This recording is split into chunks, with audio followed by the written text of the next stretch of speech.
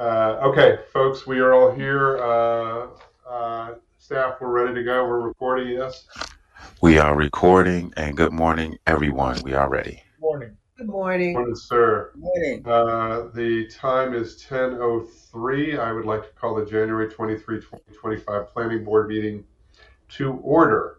We are joined by our Vice Chair, Ms. Bailey. Good morning, Ms. Bailey. Good morning. We have Commissioner Washington, Good morning. Commissioner Dorner, Hello. and Commissioner Giraldo. Good morning. And I'm Chair Shapiro. Please note that the deadline for all participant pre-registration and for all submission of materials and exhibits was 12 noon on the Tuesday before this planning board meeting. Registered speakers may join the meeting with the link provided in the email provided by the planning board office, or listen by phone by utilizing the caller number provided in the email. And of course, anyone can tune in to watch us via live stream. If you wish to speak or become a person of record, you'll see the way to do that on the screen before you.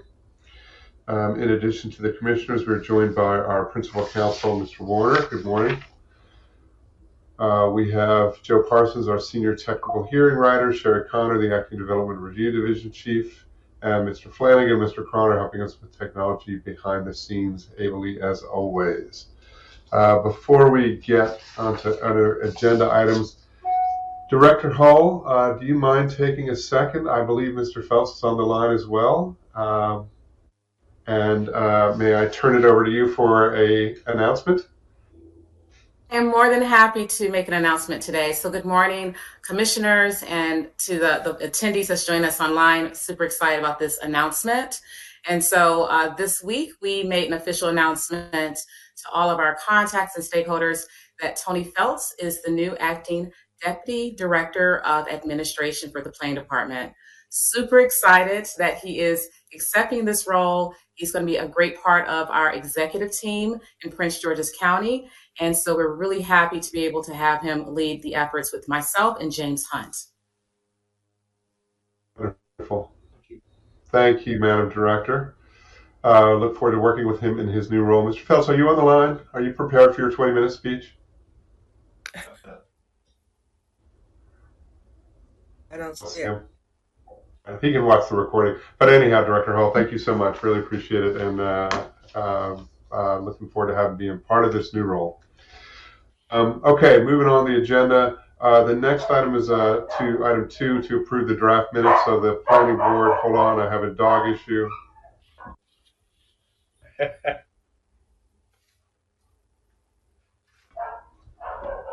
All right, I apologize for the barking in the background.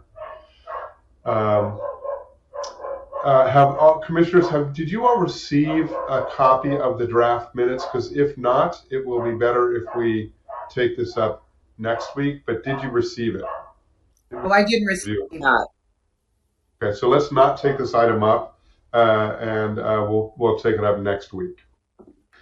So let's move on to items 3 on our agenda. These are legislative updates. I don't know if Ms. Borden, if she is with us yet. We may need to put this off till later in the meeting. I am, Mr. Chair. Wonderful.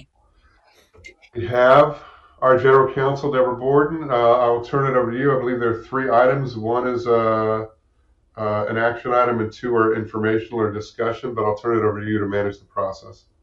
Okay, so I guess, let's see, we can start with the governor's bill. So the governor has proposed a bill that would extend his push for affordable housing. That we had a lot of bills last General Assembly session. And by the way, I'm Deborah Borden, General Counsel, for the record. I didn't say that. So the governor has proposed something called the Housing for Jobs Act. And what this bill would do is that it would calculate regional housing infrastructure gaps using various data sets. And it would require that if your housing to jobs ratio is not high enough, then you would have certain restrictions on your ability to deny housing projects, to deny housing applications in your area, so in your regional area. And so, and what it says is that certain local jurisdictions would have an affirmative obligation. So the summaries called it a default to yes. You would have to default to yes on housing applications if your housing to jobs ratio was not high enough. So, this is an interesting idea. It's certainly new to the state to look at housing to jobs as a method of determining whether you are, in fact, approving enough housing or building enough housing in your particular area, enough housing to satisfy the need based on the number of jobs that you have in that area. So this is a new thing. We have proposed some discussion items. We're not quite sure that we want to either oppose or support this, but what we are working on is some comments that would talk about making sure that they're using the correct data set. We don't quite think they've got that correct yet, so we want to make sure that they use the right data sets. And we have some other issues for them to consider in our draft comments. But right now, we just wanted to put this on your radar and get any comments that you might have about what we're trying to do in terms of our draft, and see if you have any concerns about it. The one thing I do want to say is that the way things are now, it doesn't look like this bill would actually impact us that much, because in both Montgomery and Prince George's counties, the way that we review development applications, we already sort of default to yes, in the sense that they are reviewed on the record. If a development application complies with the zoning ordinance, complies with the subdivision regulations, and meets all of our standards, and we can simply put conditions on the approval, then it gets approved. There is no sort of unwritten,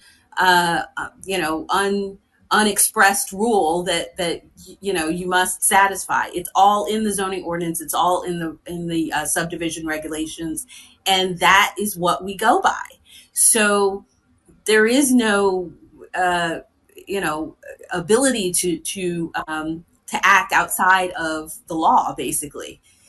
So we don't really see that this is going to have that much impact for us.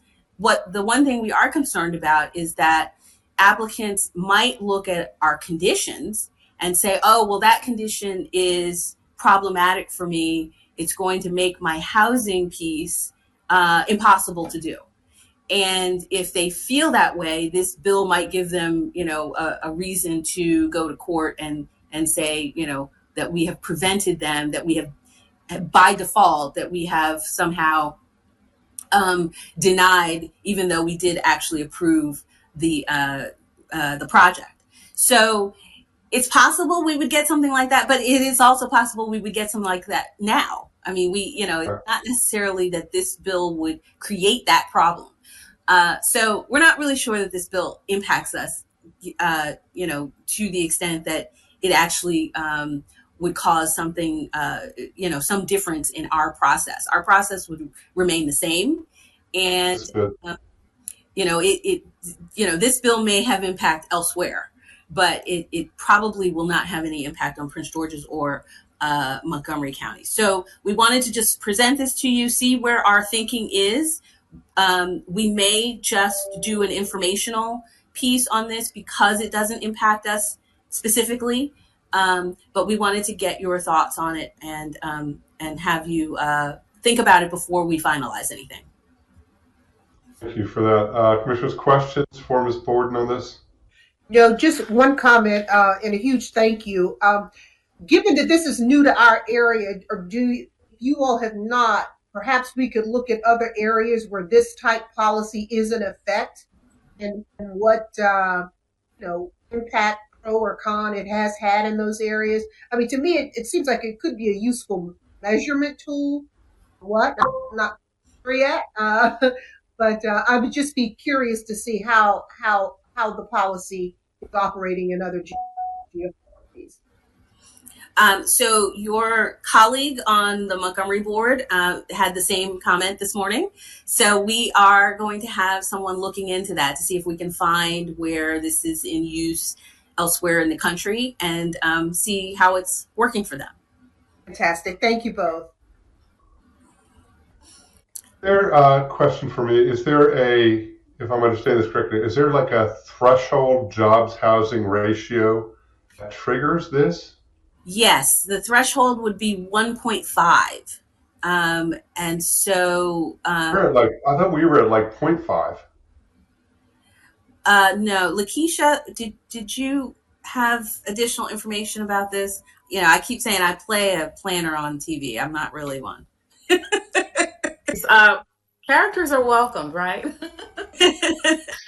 So there is a ratio that a lot of the counties in Maryland are already meeting the job housing ratio. There are a handful or so counties. We're very close, Chairman, to getting to that threshold.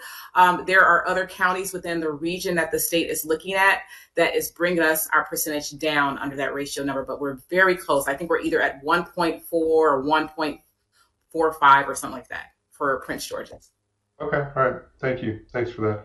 All right, if there's no other questions, then this is informational only, and keep going and keep us in the loop. Okay.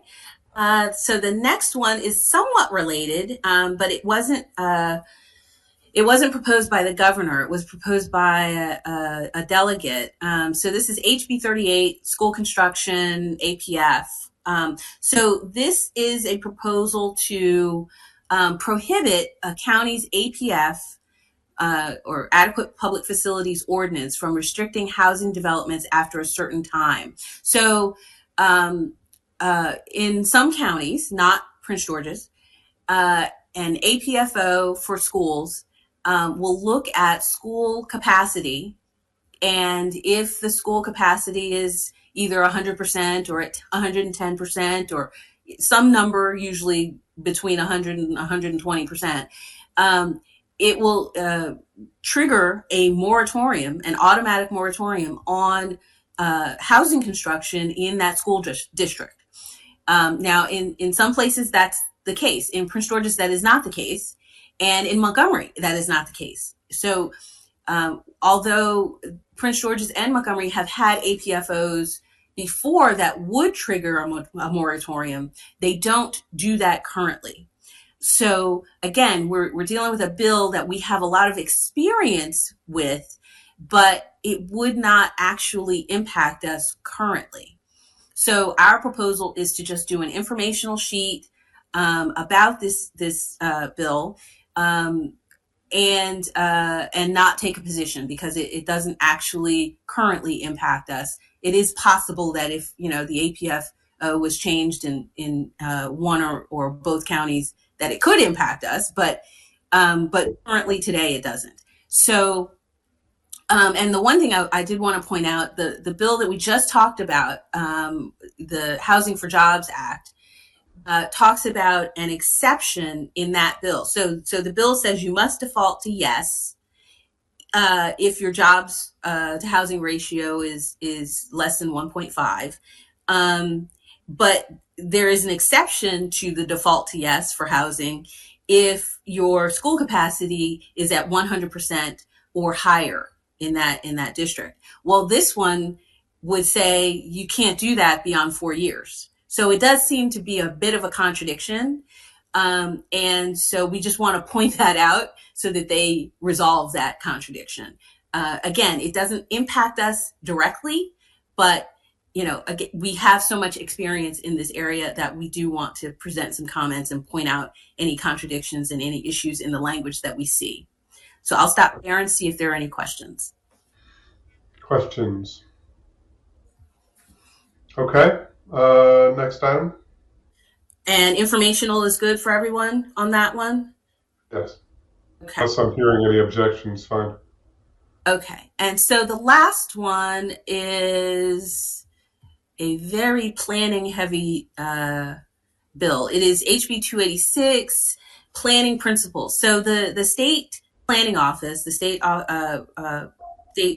planning department, has proposed sort of a turning of the page on smart growth. So instead of smart growth for the state, they really want us to look at sustainable growth and what that means for us when we're doing our general and master plans.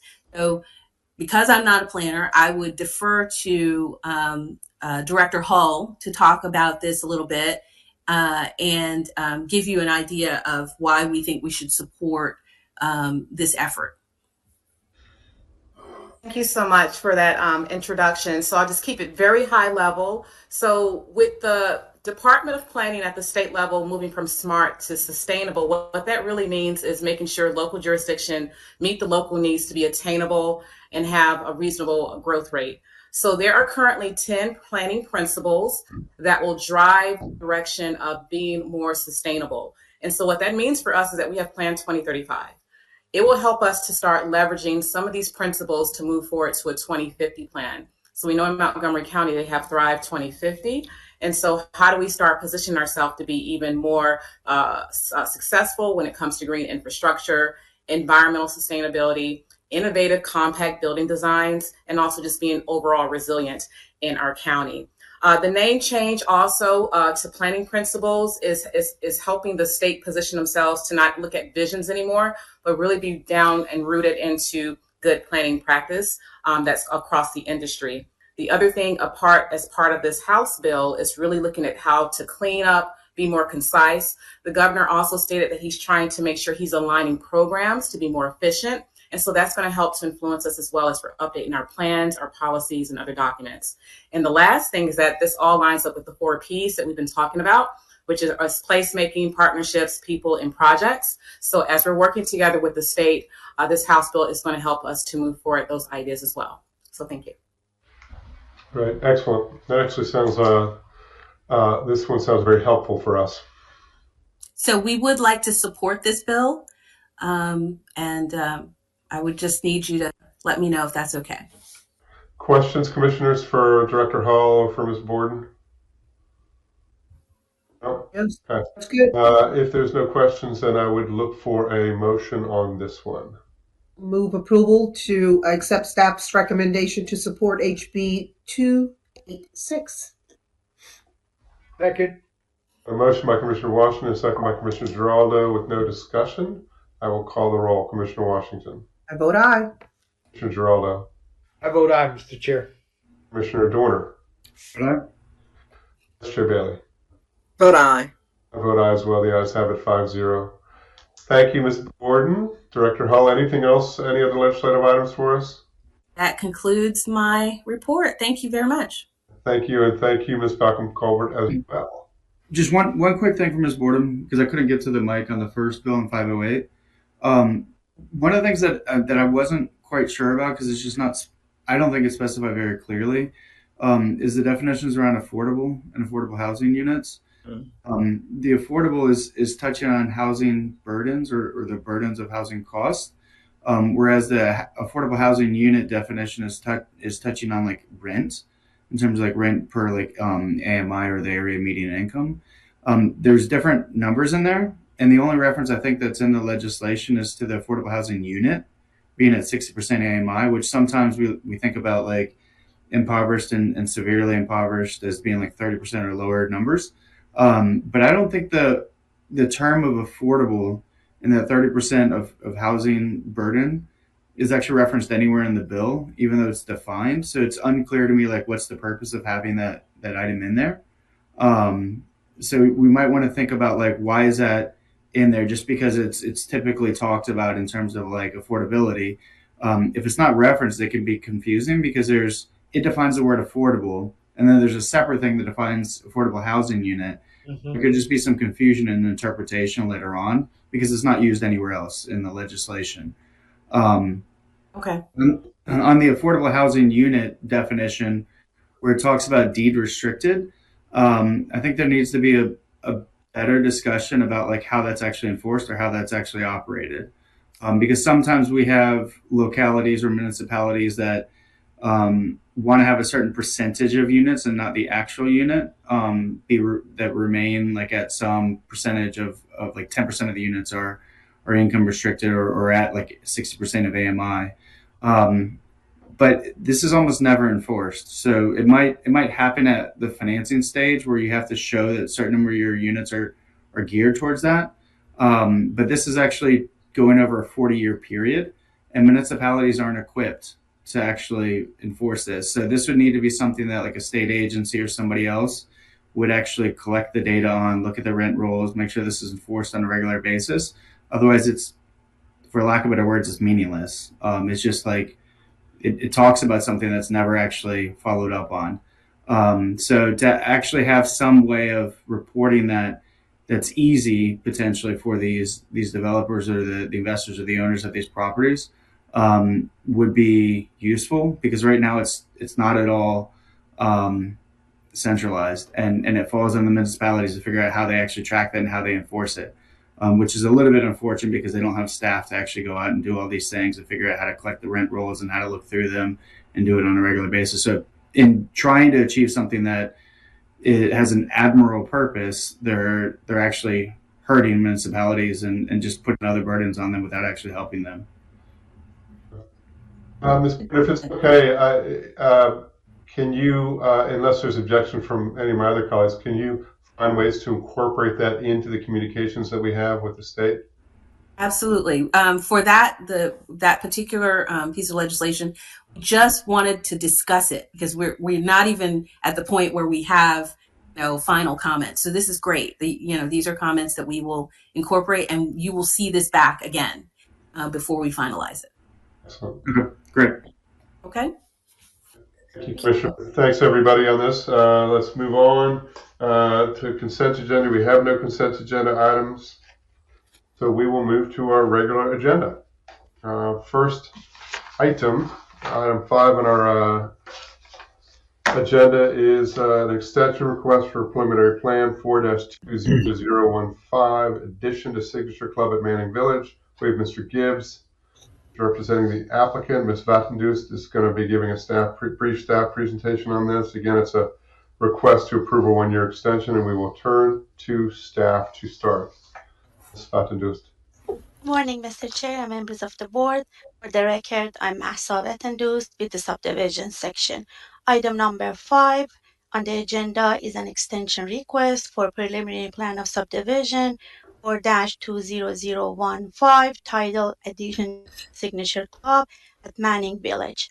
This preliminary plan of subdivision was approved by the Planning Board on December 15, 2022. The resolution of approval was adopted on January 5, 2023 and is valid through January 5, 2025.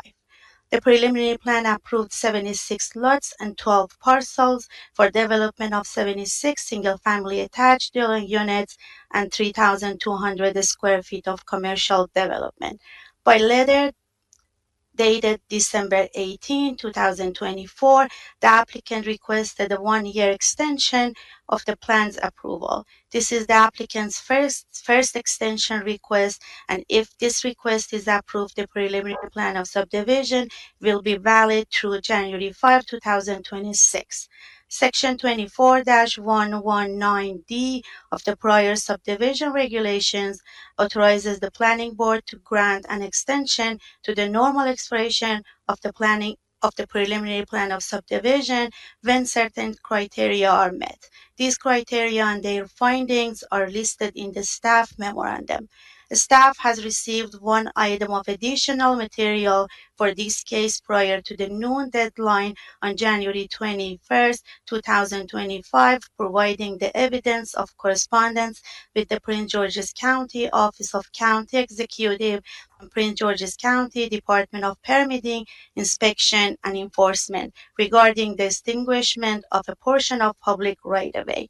Based on staff's findings, staff recommends that the Planning Board grant a 1-year extension for preliminary plan of subdivision 4-20015, subject to the findings and the staff report. This concludes the staff's presentation. Thank you. Thank you, Ms. Fatendust. Commissioners, any questions for staff before we turn to the applicant? Seeing none, Mr. Gibbs. Yes. Can I just say, Mr. Gibbs, I don't know if I've seen you working from home before. No.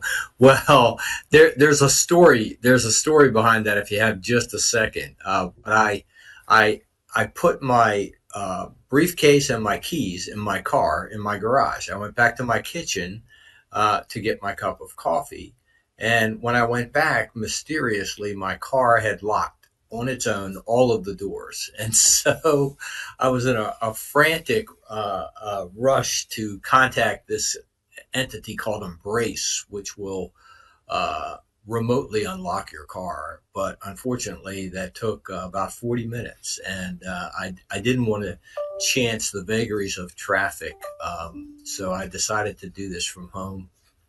And you're absolutely astute in your observations, Mr. Chair. Well, we will do our best to not have this influence our decision. How about that?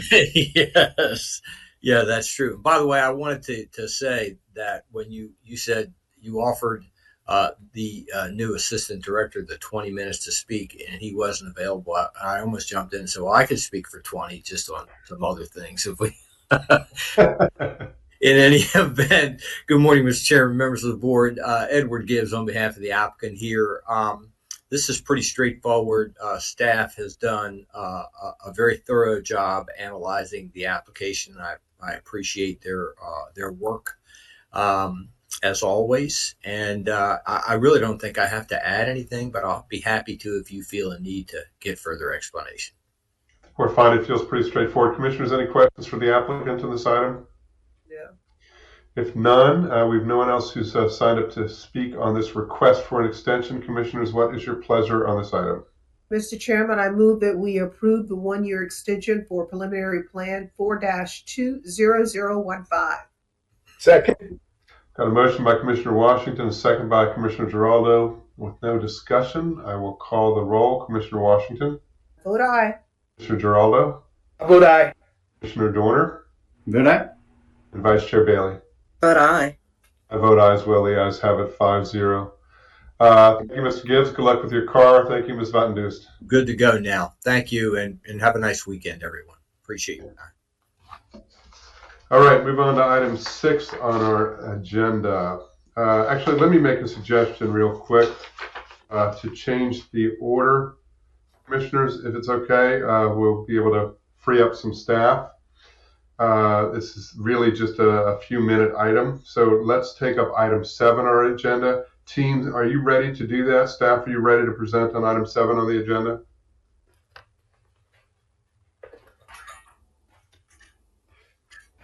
Oh, can you? Selva Kumar, I sort of jumped ahead. Are you prepared for this, or do you want to? Yes, I am. I just want to make sure whether you can hear me.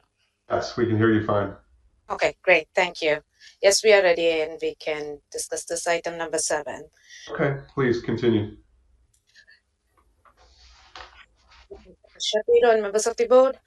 For the record, I am Josephine Selva Kumar, Project Manager for the Port Town Sector Plan and Sectional Map Amendment.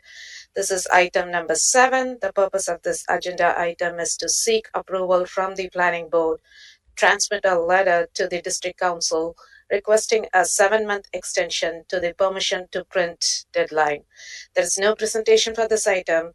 I'm joined by Sarah Benton, Project Facilitator and Long Range Planning Supervisor, and Arnaldo Ruiz, who's the Deputy Project Manager. On October 24, 2023, the Prince George's County Council, sitting as the District Council, initiated the Port Town Sector Plan and Sectional Map Amendment. Since then, the planning staff and consultants have been actively engaging with elected officials, community members, steering committee, business owners, stakeholders, the county and the state agencies to develop a draft plan.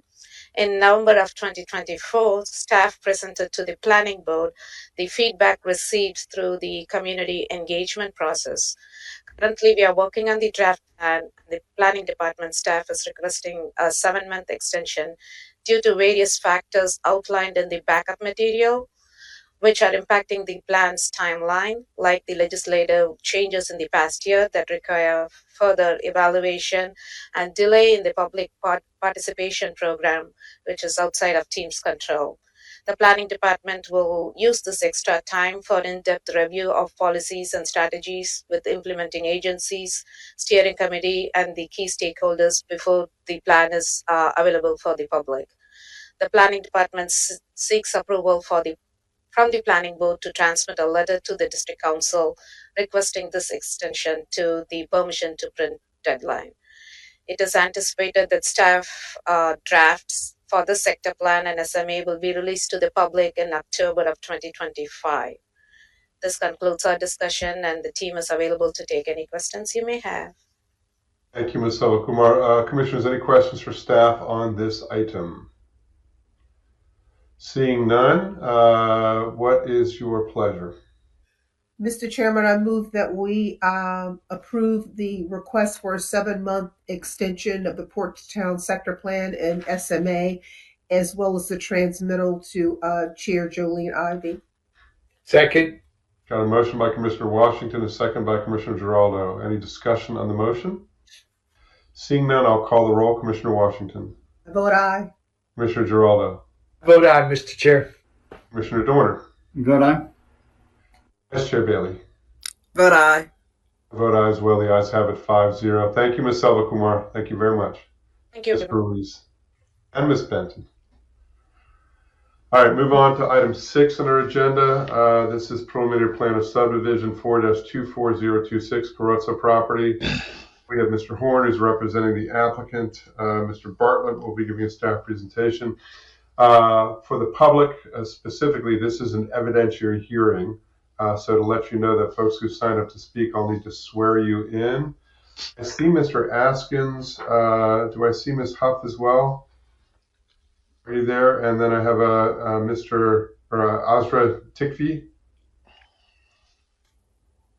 Yes, I'm here. I see the two of you. So Ms. Huff, Mr. Askins, let me swear you both in right now, assuming you will be speaking. I assume you will, because you're here. So please raise your right hand. You solemnly swear or affirm that your testimony will be the whole truth and nothing but the truth. Yeah. Okay, consider your posts under oath when we get to you. We will start with the staff presentation, then we will hear from Mr. Horn, and then we'll provide you all the opportunity to speak as well. I'll have some technical questions about who you're representing as well, but we'll get to that. But start with Mr. Bartlett. Take it away, sir. Okay, quick sound check. Can everybody hear me okay? I hear you fine. All right, great. Good morning, Mr. Chairman and members of the board. For the record, I am Jason Bartlett with the subdivision section. Item number 6 on the agenda is the preliminary plan of subdivision for Carrozza property, case number 4-24026. The subject project proposes 199 lots and 39 parcels for development of 199 single-family attached dwellings, 401 multifamily dwellings, and 50,000 square feet of commercial development. The application is further subject to an approved certificate of adequacy under case number 80Q-2024-054. As a matter of housekeeping, staff received 2 items of additional backup prior to the noon deadline on January 21st. They are as follows. Applicant's Exhibit 1 is a letter from the applicant in which the applicant requests a revision to recommended condition 9F, which staff is in agreement with. The second item is Opponent's Exhibit 1, which will be discussed later in this presentation. As you will note from the aerial map on the first slide, the site is located in the southwest quadrant of the interchange of MD4 Pennsylvania Avenue and MD223 Woodyard Road, along the north side of Marlboro Pike. Next slide, please. The site's general location is in the central part of Prince George's County within Planning Area 77 and Council District 9. Next slide, please. The site vicinity map provides a broader view of the specific site location. Next slide, please. The current zoning notwithstanding, this application was submitted for review under the prior zoning ordinance and subdivision regulations, and therefore the application was reviewed according to the standards of the prior mixed-use transportation-oriented or MXT zone in which the property was located prior to April 1st of 2022. Land to the north of the site, beyond MD4, is the ongoing Westphalia Town Center mixed-use project, which is also located in the MXT zone. South of the site is Marlboro Pike, and beyond are single-family detached dwellings in the rural residential or RR zone, and townhouses in the townhouse or RT zone. To the east is MD 223 with vacant property beyond in the local activity center or LAC zone. To the west are single-family detached dwellings in the RR zone with the Melwood Townhouse Office Condominium and vacant property beyond in the CO zone. Next slide, please. The overall map shows that the site and the surrounding property lie in the Military Installation Overlay Zone or MIO zone for height. Next slide, please. The site map shows that the site has a hilly topography. The site will be graded to make way for the proposed development, except where on-site woodlands and specimen trees are proposed to be preserved. Next slide, please. The master plan right-of-way map shows that the site has frontage on MD4 Pennsylvania Avenue, classified as a freeway, as well as MD 223 Woodyard Road, classified as a master plan arterial road, and Marlboro Pike, which is designated as a master plan collector roadway. Appropriate right-of-way dedication for Marlboro Pike is shown on the preliminary plan. Next slide, please. This slide provides a bird's eye view of the subject property where you can see that the site is wooded and generally surrounded by single family and townhome development and bordered by roadways on 3 sides. Next slide, please. The preliminary plan shows 2 residential development pods on the western half of the site, separated by the primary management area or PMA shown in pink. To the west of the PMA are 49 townhouse lots, and to the east of the PMA are 150 townhouse lots. Together, these 2 development pods comprise 199 single-family attached dwelling lots proposed with this application. The eastern portion of the site includes 2 parcels for multifamily residential development consisting of 401 dwellings. In the far eastern portion of the site, near the intersection of MD4 and MD 223, are additional parcels proposed for 50,000 square feet of commercial development. In total, there will be 34 parcels proposed to be conveyed to a homeowners association or property owners association for open space recreation, private streets and alley, and stormwater management. 2 parcels, as already mentioned, are for the proposed multifamily buildings, 2 parcels are for the commercial development, and 1 parcel is proposed for recreation associated with the multifamily development. Further represented on this plan are the 55 and 65 dBA LEQ unmitigated noise contours. The 55 dBA LEQ nighttime contour is represented by the green line, and the 65 dBA LEQ daytime noise contour is represented by the pink line. The property boundary is shown in red. The existing and proposed public right-of-ways are shown in blue, and the 4 access points to the site are identified by the black arrows, all of which are provided off of Marlboro Pike. Next slide, please.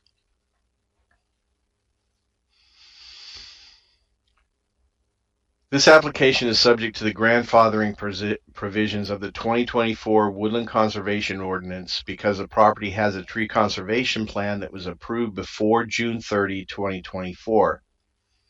A Type 1 tree conservation plan was previously approved with the site associated conceptual site plan CSP-22001.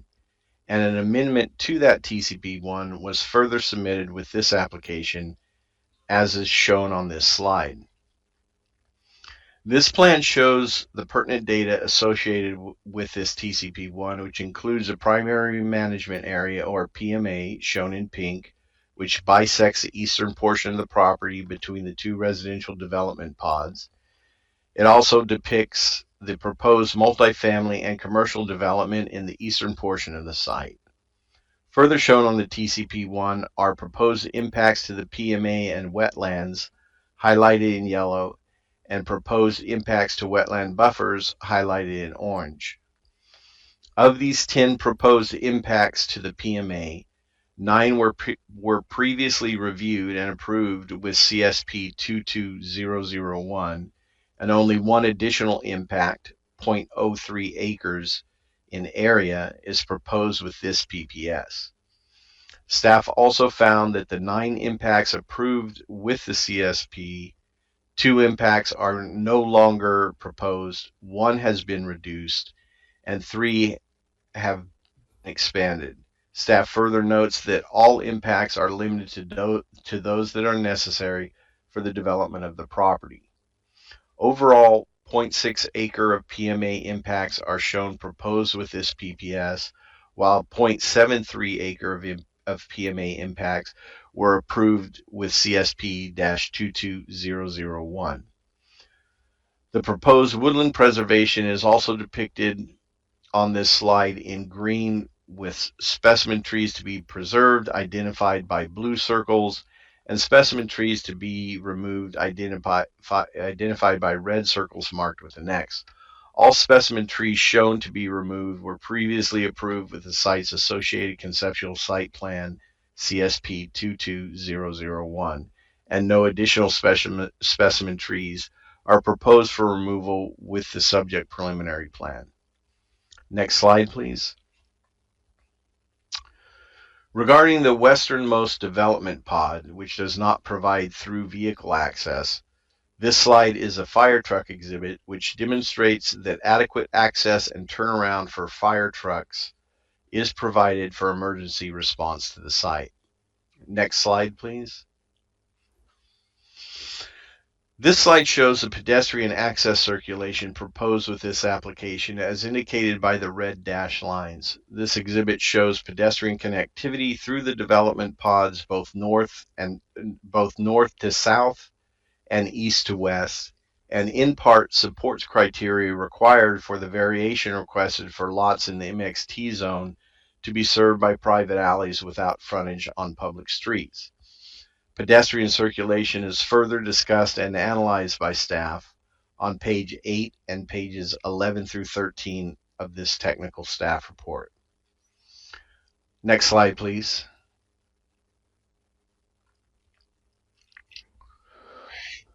Applicant filed a request for a variation from section 24-121A4 of the prior subdivision regulations to allow lot depths of less than 300 feet adjacent to a freeway, MD4. The red line indicates the limit of the 300-foot lot depth requirement, and the highlighted lots are those requested with this variation. Of particular concern to staff was the impact of traffic, including noise on the proposed lots. Staff reviewed the Phase 1 noise study provided by the applicant and determined that ample space exists to provide buffering and mitigation of noise generated by the roadways at the time of development.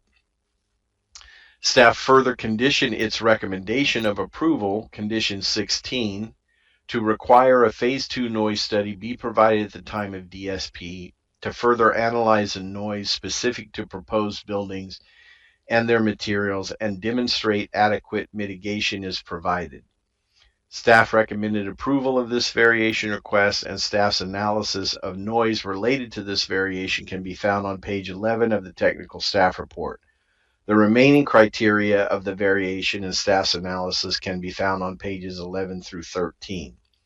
The full discussion of the Phase 1 noise study is also analyzed by staff, as provided on pages 31 and 32 of this technical staff report. Next slide, please. The applicant also filed a request for a variation from section 24-128B7A of the prior subdivision regulations to allow lots in the MXT zone to be served by private alleys without frontage on public streets. The lots subject to the variation have been highlighted in yellow. Staff find that the layout and width of the alleys, in addition to other factors, satisfy the requirements for this variation and recommend approval of this request. Staff analysis and findings to support this determination may be found on pages 11 through 13 of the technical staff report. The previously shown exhibit depicting the pedestrian circulation was also provided by the applicant, in part in support of this variation request, to demonstrate adequate circulation is provided. As noted at the outset of staff's presentation, staff received Opponents Exhibit 1 prior to the noon deadline on January 21st to outline several points of opposition. These points include opposition to the rezoning of the property under Zoning Map Amendment A-10051, the approval of CSP-22001, and opposition to DSP-22008.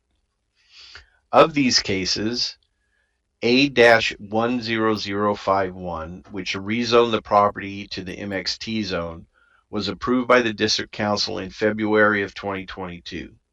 CSP-22001 was approved by the Planning Board in February of 2023, and DSP-22008 has been in pre-application since 2022 and it is not currently under review with Commission staff.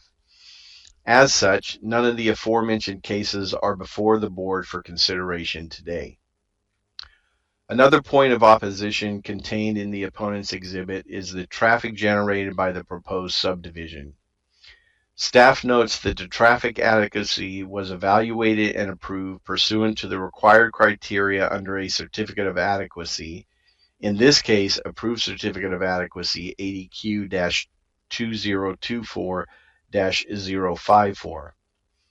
Approval of a certificate of adequacy by the planning director was required before this case could proceed to a planning board hearing. In addition, conformance to the master plan related to transportation and conformance to the master plan of transportation, or MPOT, separately evaluated with this preliminary plan and found to be in conformance. Staff's evaluation and analysis of that conformance can be found in the transportation section of the technical staff report starting on page 15. The opponent's exhibit also outlines opposition to the approval of the TCP1 amendment that was submitted with this application. The opposition challenges the variance for the removal of 22 specimen trees that was approved with the CSP. However, the issue of variances is not before the board for consideration today. No additional specimen trees are requested for removal with this application. Proposed amendment to the TCP1 reduced the grading, which allowed the applicant to save an additional specimen tree, thereby reducing the number of specimen trees to be removed with this amendment from 22 to 21 trees. The impact to the regulated environmental features was also evaluated and approved with the CSP. Some of those impacts have been removed, some have been reduced, some have been expanded, and one additional impact is requested with this application. Staff's evaluation and finding of conformance to the Woodland Conservation Ordinance related to those impacts can be found in the technical staff report on pages 27 through 31. The opponent's exhibit has expressed further opposition to the proposed application's ability to demonstrate conformance to the master plan due to the use of the property for single-family attached residential and multifamily development. Staff notes that the master plan recommends residential low use on the subject property.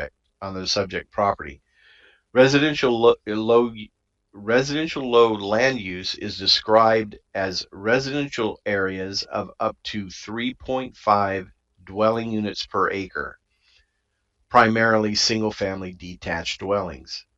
The proposed development consists of 600 single-family attached dwellings and multifamily dwelling units at a density of 10.01 dwelling units per acre.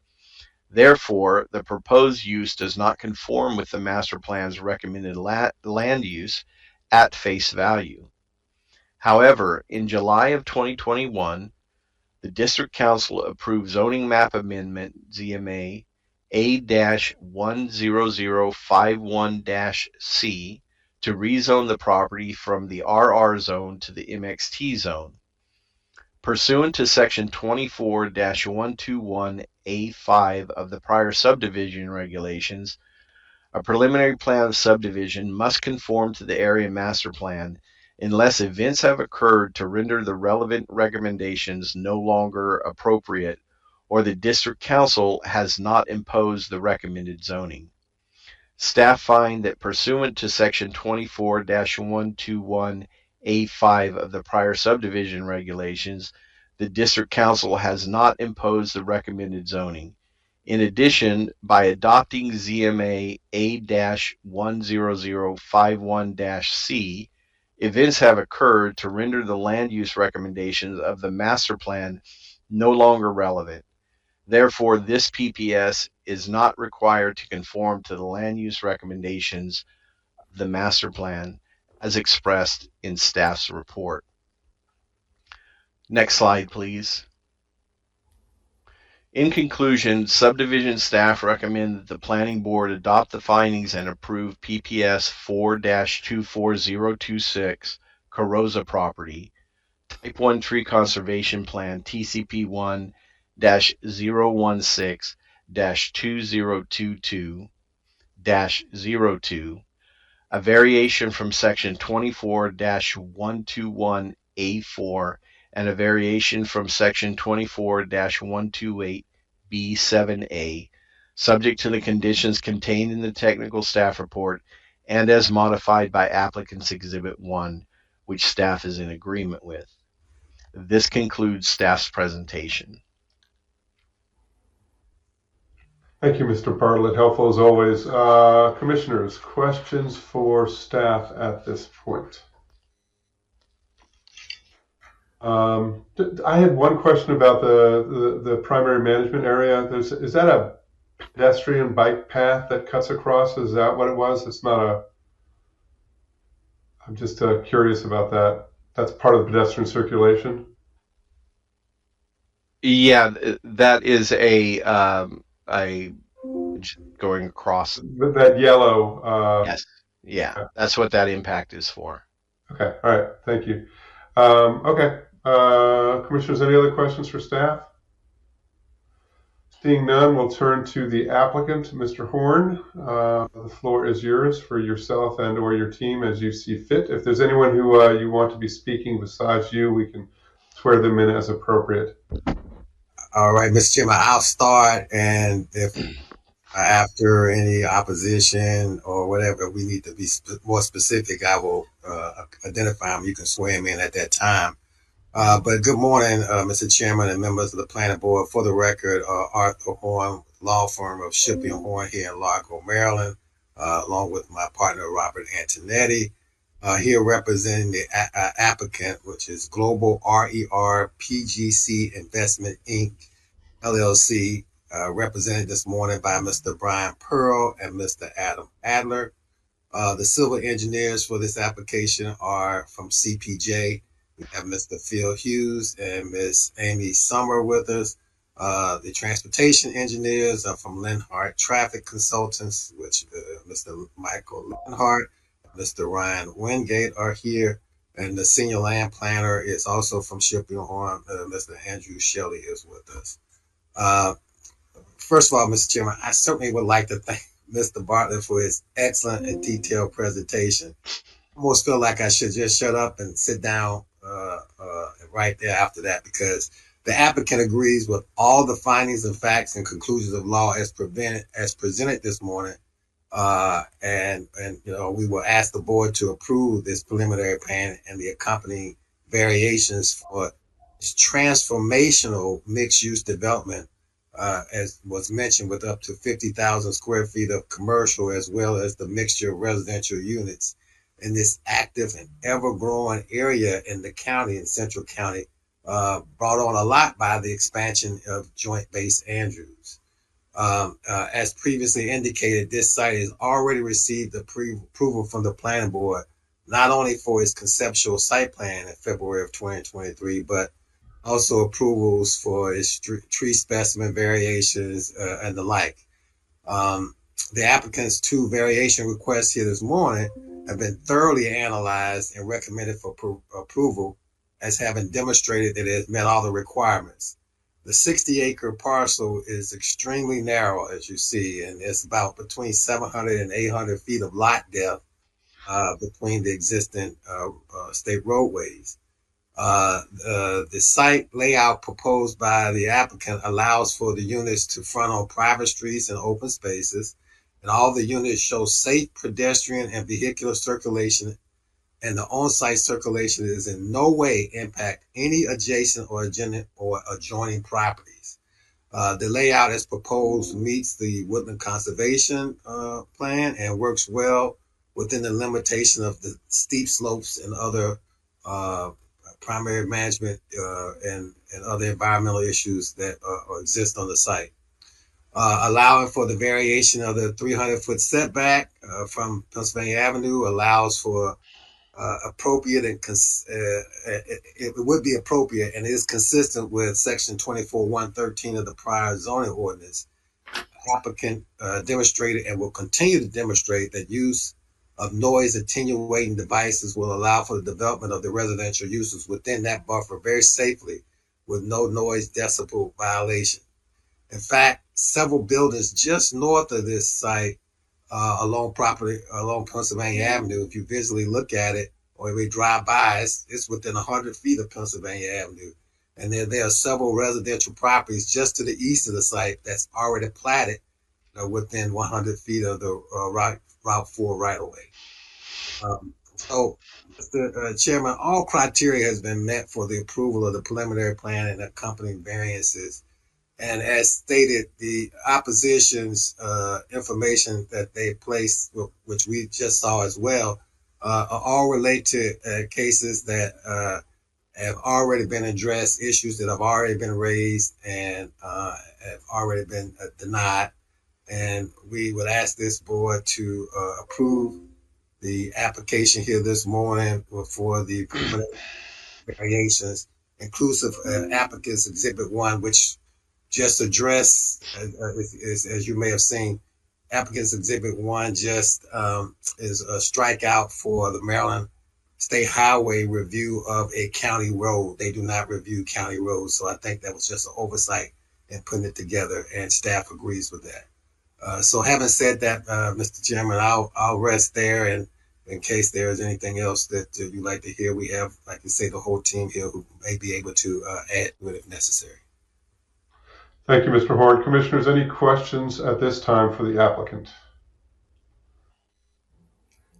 No questions. All right, let's go to our sign-up sheet. We have Ms. Huff and Mr. Askins. For both of you, Huff, are you there as well? Still there? Did we lose you? Oh, there we are. Thank you. For both of you, I just have a clarification question. I'm very much looking forward to hearing you speak on this, but we want to make sure that we understand if you were who you're speaking on behalf of. my understanding is neither one of you are attorneys. Is that correct? Correct. You're not serving in the capacity as an attorney.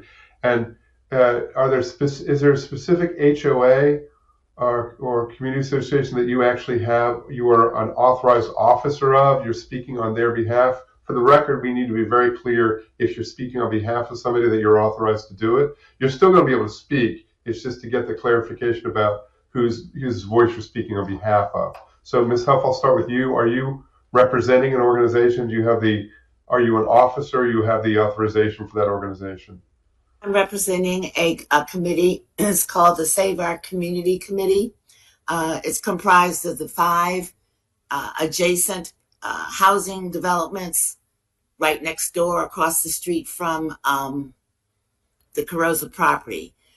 They are the Marwood Senior Community, the Norborn Park Community, the Windsor Park Community, Belmont Crest Community, and the homes located directly on Marlboro Pike.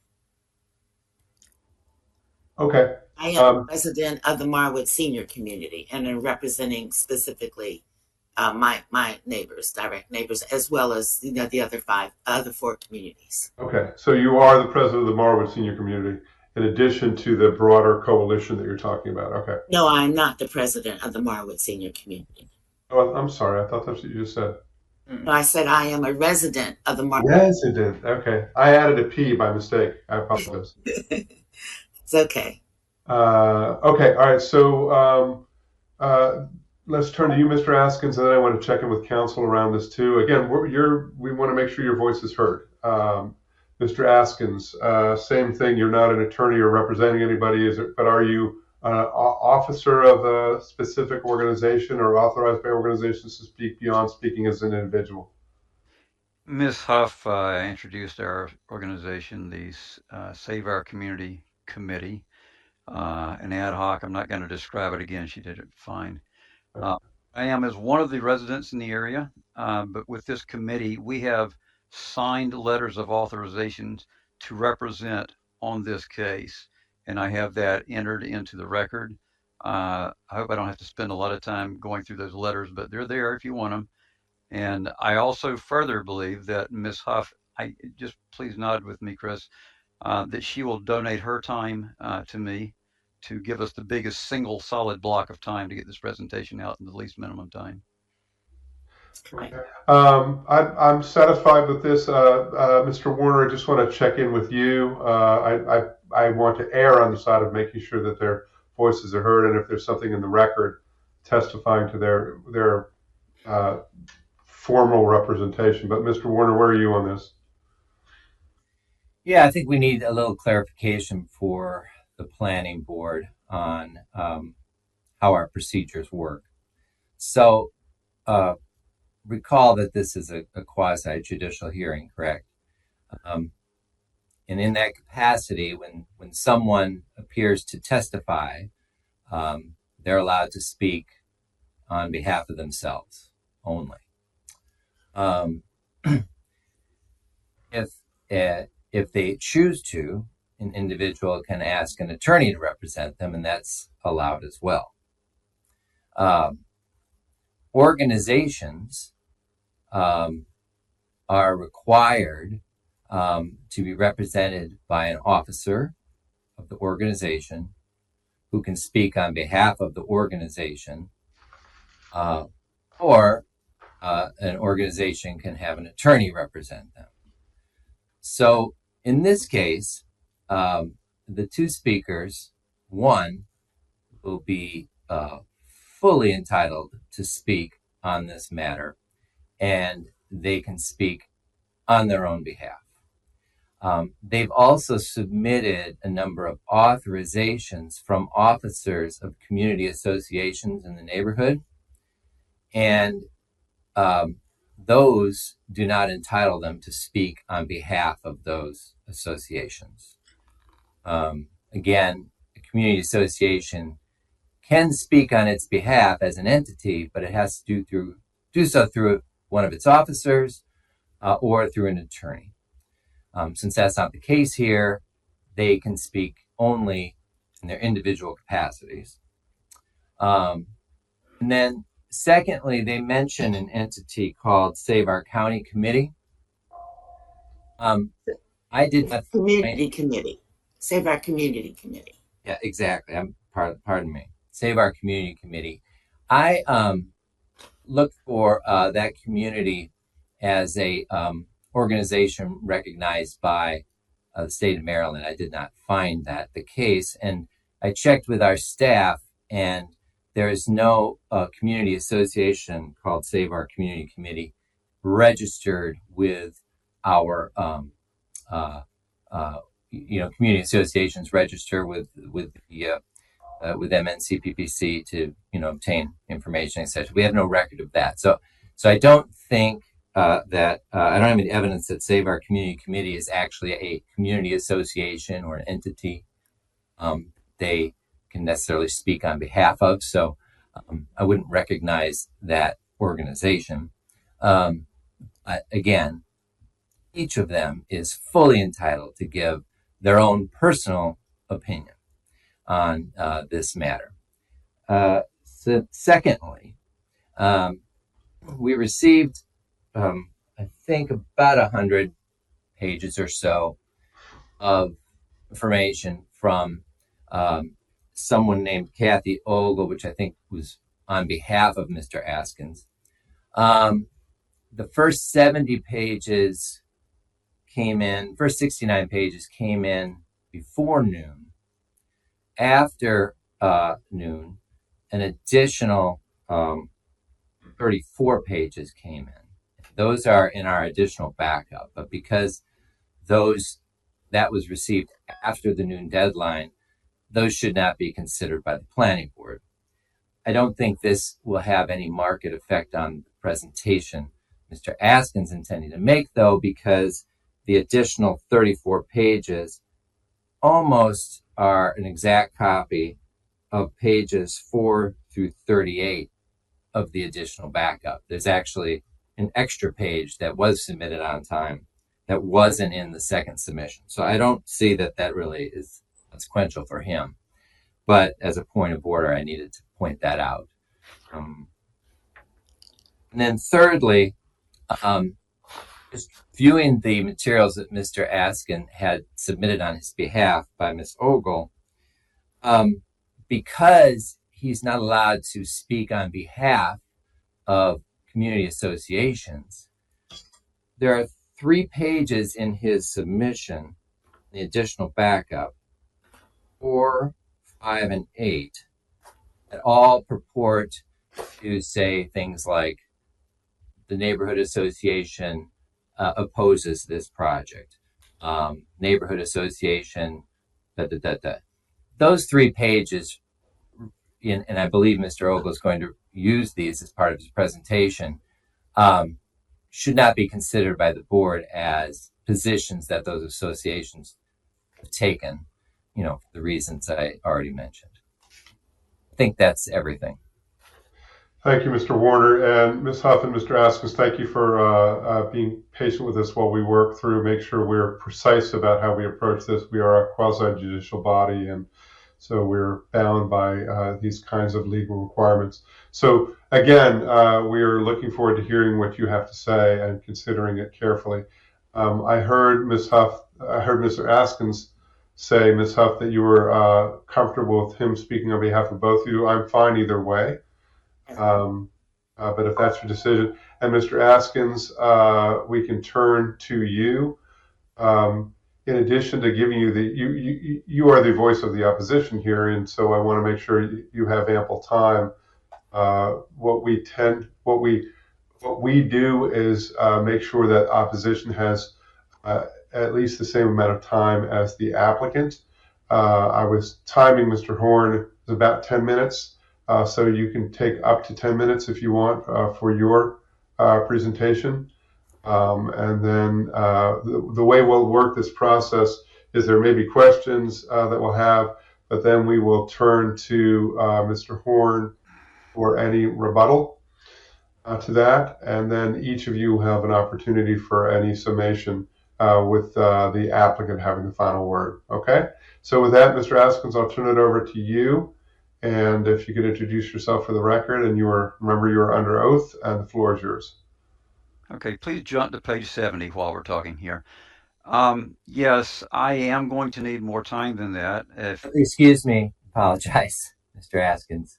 Again, page 70 of the additional backup through page 103 were the materials submitted after noon on Tuesday. So board can't consider those materials, but okay.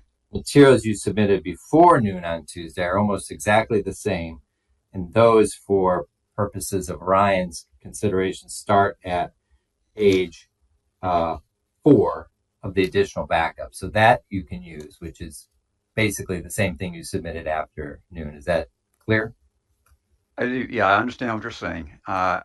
Okay, very good. I'm going to have to name the slides because my notes are relevant to other pages, but we'll get through it now. We'll get through, Mr. Askins. And also, though, I want to give you as much liberty as possible. Let's remember, as Mr. Bartlett talked about in the staff presentation, there's a number of items that are not relevant to what is before us. The zoning is the zoning. You may have questions about whether it's applicable to the, whether it's doesn't conform to the master plan, but we have the legal opinion on that. And if there are issues that are related to the previous detailed site plan, the previous conceptual site plan, their certificate of adequacy, I'm certainly not going to cut you off, but remember that's not what we're going to be considering. Yes, sir. Thank you, sir.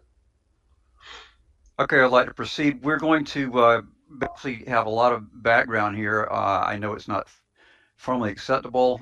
I'm doing this partly so that all the people who have asked me to represent them, whether that's don't call that a legal statement, all the people who have asked me to represent them are asking that this be put before this board. So that's what I'm going to do today.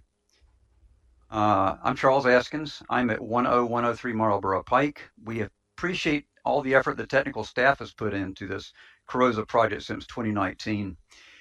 And I very much thank the chair for his civility and considerateness towards the speakers. It's not a commodity that can be taken for granted these days. In the staff report for this hearing, it was stated that there were no objections from the community submitted. Okay, formally that's correct at that time because we didn't have time to respond to that. But the history of our objection to the MXT on Carrozza is quite long. We opposed in the original hearing to get the zoning changed.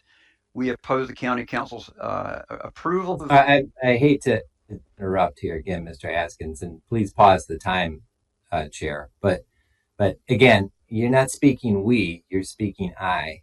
This is just your testimony. If you think of this as like a court of law, when you sit up on the witness stand, you can't talk about what someone else said. You talk about what you believe you're testifying to, and that's what's happening here. So just as a point of clarification, you're just speaking for yourself. Thanks. Except the we to mean Charles Askins, Chris Huff. No, just you. I agree with counsel on that. We are aware that Ms. Huff has you speaking, you taking up the time, but again, it may feel like semantics, but if you could focus this as your testimony that you're speaking as an individual. Okay, so the answer is I do not use we to refer to Chris Huff. Is that correct? Correct. Oh, okay. Very good. I did all these activities along with a number of other people. I opposed the CSP. I, along with others, entered an appeal on that ruling for the MXT up zoning, and the county personnel directed me and others not to approach the county officials during the time that the appeals process was underway. That appeal process was only submitted final stage in February last year. We're still awaiting a decision. So today is my first real opportunity to express the opposition that I and a lot of people have told me about, that we're opposed to this. This action was delayed 3 times last year through June. It was finally withdrawn in August. And here we are again, the same points with a new case number. Next slide. These are the authorizations. We've dismissed that. Next slide. Let me see when you catch up with me.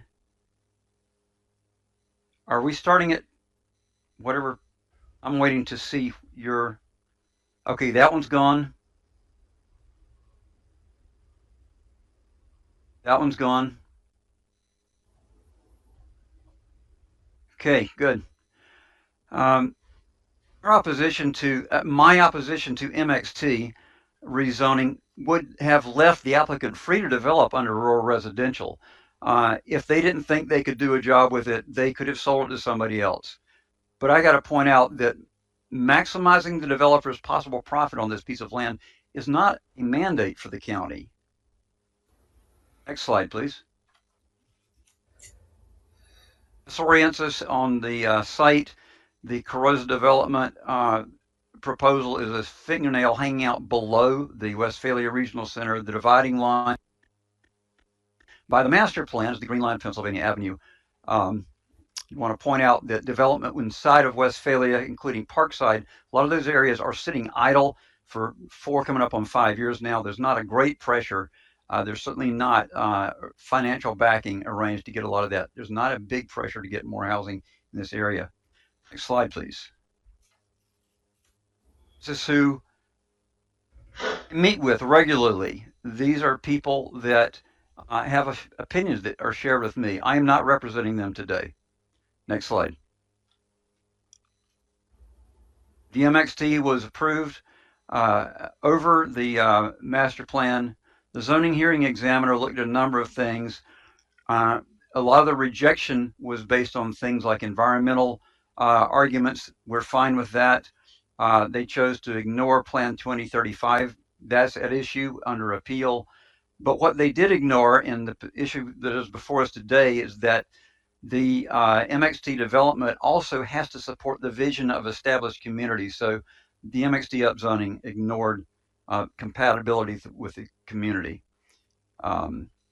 So again, it was only responsive to the applicant's desires, not the community. Next slide.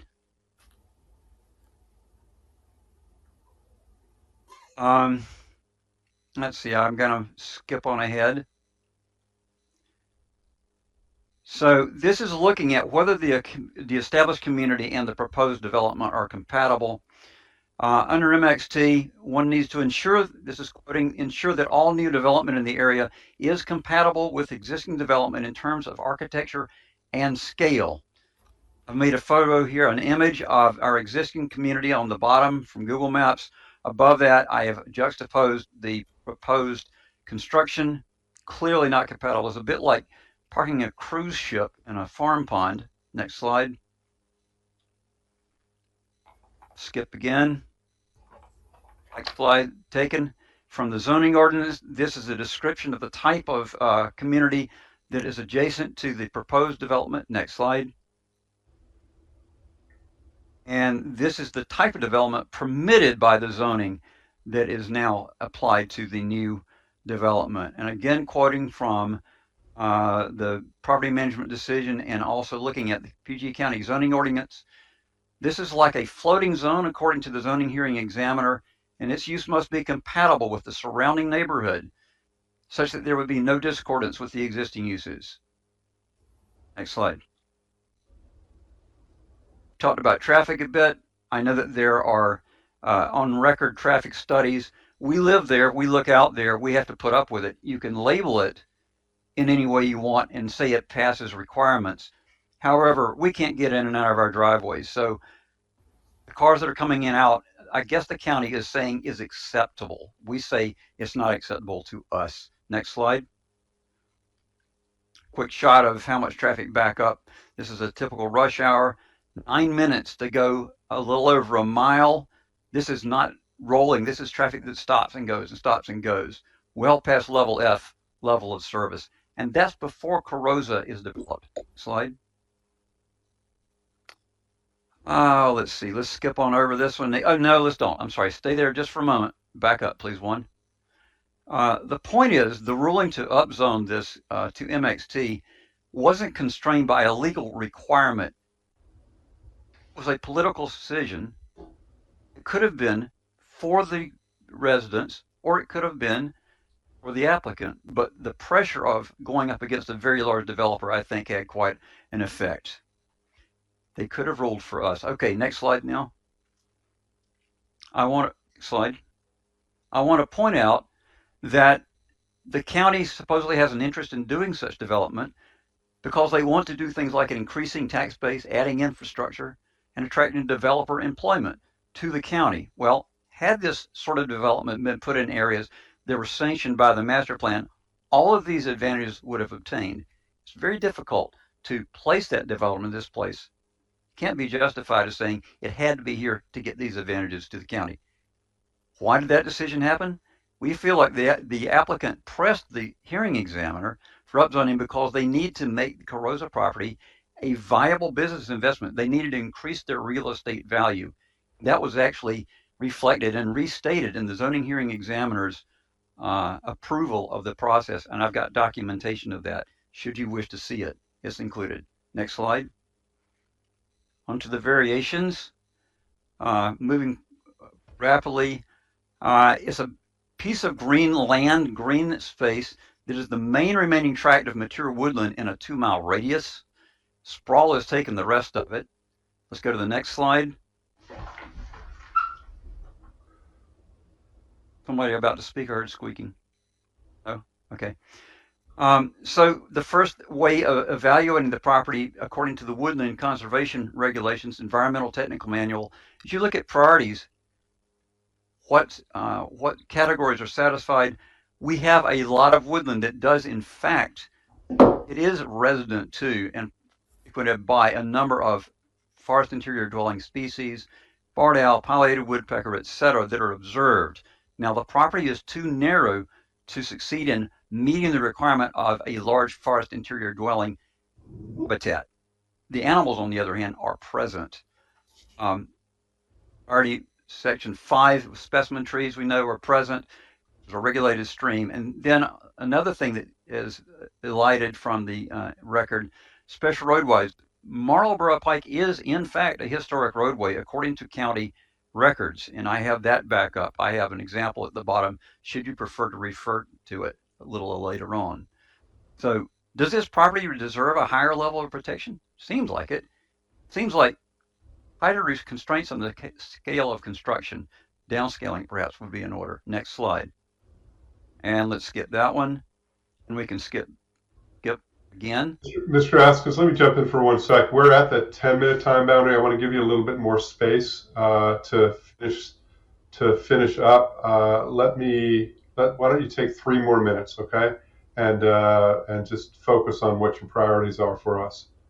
Okay. Well, thank you, sir. I'm going to argue that the specimen trees variance was not at all reasonable, in that there is really no way that the county can deny the removal of specimen trees. Let's look at the next slide briefly.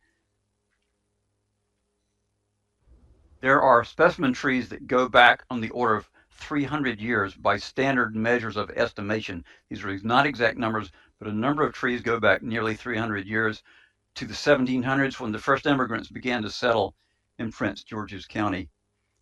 It is not suited to this development. Next slide. Next slide again. And let's see this one more slide. This is a sort of amalgam of all the variances that are being requested on this property. The applicant wants to put a lot of structures on this ill-suited site. It seems like there was no attempt. There's no evidence here. There's nothing saying that the applicant attempted to preserve specimen trees. Just look at it. The specimen trees are dotted all over where the development is, or more specifically, the specimen trees were there and they were not avoided in construction proposals.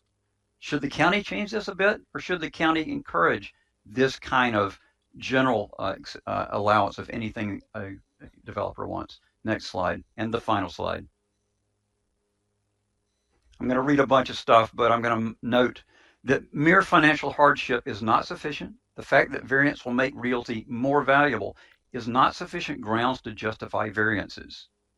Okay, so I want to make the observation that if we were talking about a property that didn't have a freeway, didn't have a stream and trees and steep contours, maybe this 0.4 floor area ratio density would be reasonable, but only if it was in a neighborhood that was compatible with that.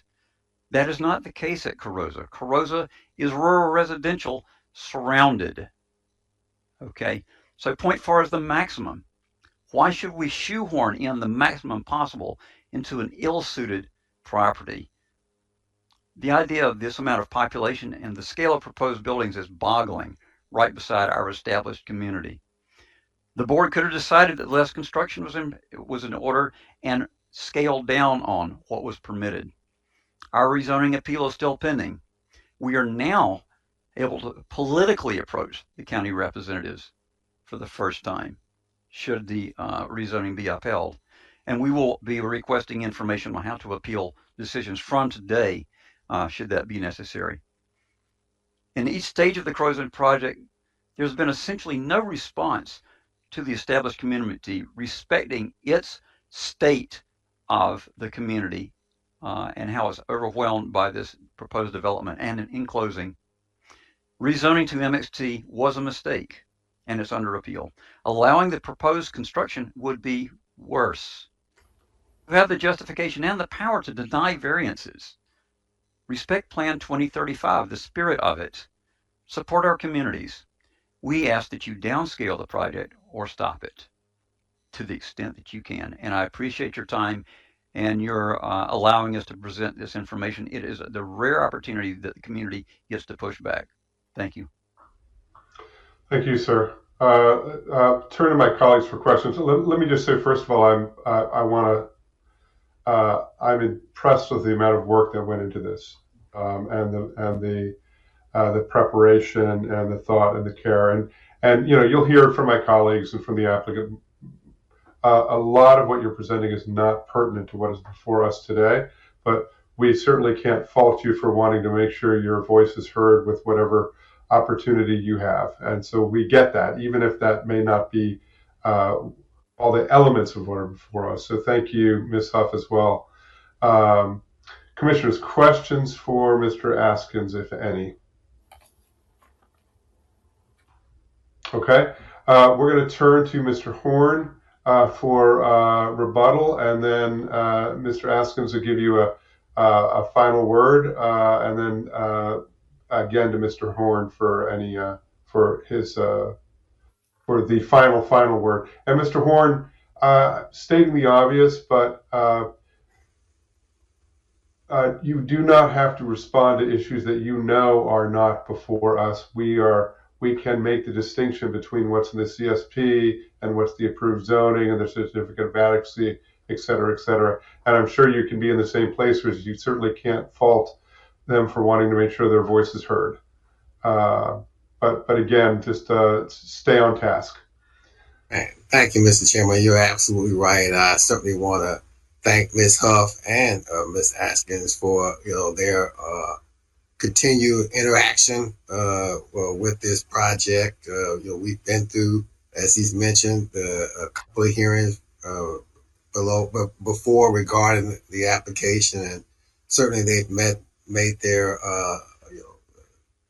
they stated their concerns and they made their opinions known, and we can appreciate that. Mr. Chairman, I don't have much to say in rebuttal other than to say that with reference to the applications that's before us today, I think the applicant has met the criteria for approval, both for the preliminary plan and the variations, and would ask the planning board to support the application. And as Mr.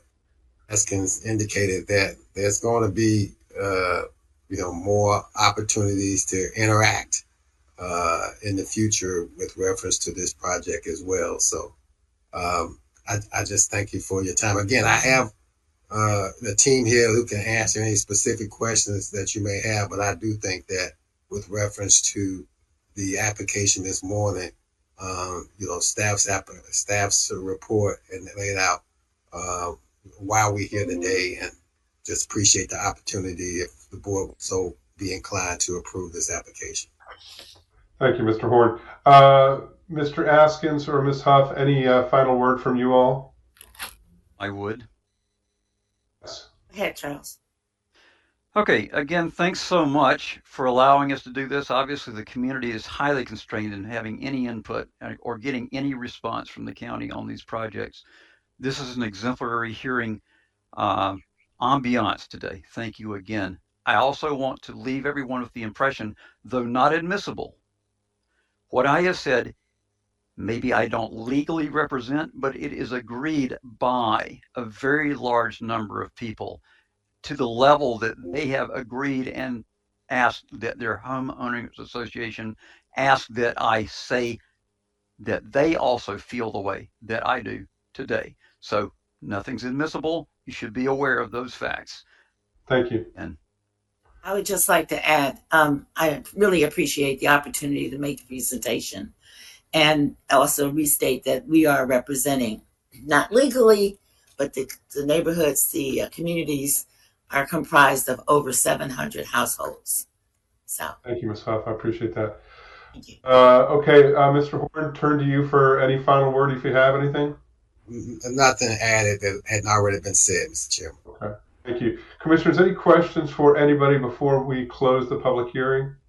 Yeah, I have just a minor question for Mr. Horn. It's like it's detail oriented because I like the details. On the pedestrian circulation path that we have, which you probably could guess that either me or Commissioner Geraldo was going to go there at some point. On like the eastern side of the path is I don't know if we can pull it up. Kenny can flip over to it. It might even be hard to see. But in like the lower right hand corner of the graph or the map, there's a stormwater drainage right over by there, a little pond. And it's not quite connected. The connectivity is quite good, it looks like, on the site throughout. But there's a little place that you can't get anywhere up kind of like to the units unless you go on the street. And I think it's not quite that image. There's one that has like all like the red kind of lines for the pedestrian paths. Keep going, Kenny. Yeah, I think you actually might have just, right there. I don't know if you can, like on the right-hand side where there's like the dark space right there, that's the stormwater drainage path. And there's no connection between the lower kind of right parcels that are there and the ones that go on like the north side of the road. And it just runs right past that stormwater drainage pond. So I was wondering if you can connect the sidewalks through there just so you'd actually be able to walk continuously around the parcel or around like the road right there. Can I turn to the CPJ team really quick? See. Yes, we'll need to swear them in. Yeah, I don't know if Ms. Summer or Hughes want to answer that question. I can. This is Amy Summer. Before you proceed, let me swear you in. If you could raise your right hand, please. You solemnly swear or affirm that your testimony will be the whole truth and nothing but the truth. Yes. Okay, you're under oath, and take it away. Well, can you just clarify? Can someone point on the screen what the area was that was? Yeah, it's the lower right hand side of the graph. I don't know if we can zoom in the PDF or not. But there's a pond that's right there that you can see like the dark mass on the right hand side. It's like the darkest mass right there. And there's no red. Yeah, right over there. There's the sort of like sole parcel or property right below it to the south. But there's no red connection for the pedestrian circulation path around the pond on the street. So you can't actually get on sidewalks like all the way around the parcel. And I was just trying to see if there's a way to connect that through. We can look at that in detailed site plan. There would be a connection across that entrance road between the two commercial ones as well. Yeah, I'm trying to avoid the connections across the roads, just for pedestrian safety. If you can loop around the side of the street as it goes down and loops around with the sidewalk, I think that'd be a little bit safer potentially. That's something we can look at a detailed site plan. Okay, all right, and that was it, just on the detail. Thank you. Thank you. Thank you, Commissioner. I have a question, if I may. since we've brought in some new testimony here, Ms. Huff, I'm certainly happy to have you go. Go ahead. Okay. I just wanted to know if the entrance, one of the entrances, I can't really see from the diagram here, if it's directly across from North Marwood Boulevard, the entrance to the Carosa property, and I guess the residents, potential residences there. Is that there's another map that shows the entrance, the road system, and where the entrances and exits are. There we go. No.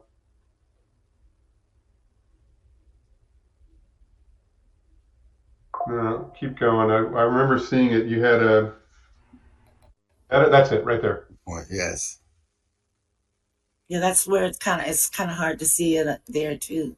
You see the two black arrows right in the middle, the ingress and egress. So to the left of where it says Marlboro Pike. Yes, and it is directly across, if I'm not mistaken. So it would be a four-way intersection there. Is that what you're saying?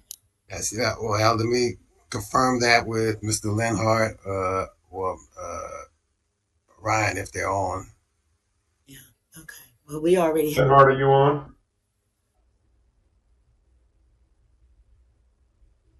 We currently have difficulty getting in and out of our development. Well, let me just say, I don't want to go beyond the record, but yes, you and we discussed that before. We were talking about a light at that intersection, correct? And we were going to do a study, and I remember the property being slightly off center, but I think we were able to work it out so that it was directly across into your intersection. That's my recollection, but I wanted to have that confirmed. Yeah, that's not desirable. But thank you for the response. Okay. Thank you, Ms. Huff. Ms. Huff, any other questions on this? All right.